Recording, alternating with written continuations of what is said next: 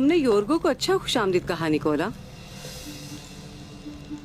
वो सिर्फ गद्दार ही नहीं बल्कि मेरे फन को भी नहीं समझता। गद्दार। फलातियोस, क्या तुम फन को समझते हो?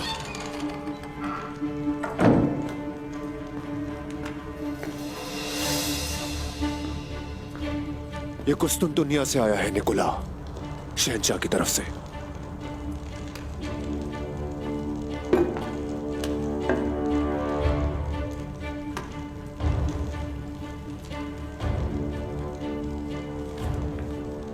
इसमें क्या लिखा है?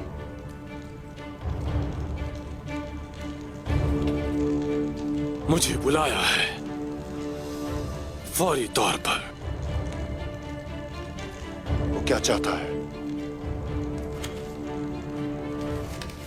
मेरे अजीज दोस्त, शहंशाह सिर्फ और सिर्फ हुक्म देते हैं, ये नहीं बताते कि क्या वजह है उस हुक्म की। अगर मुझे फौरन बुलाया गया है तो यकीनन कुस्तुनतुनिया में मुझे मेहमान नवाजी के लिए नहीं बुलाया गया।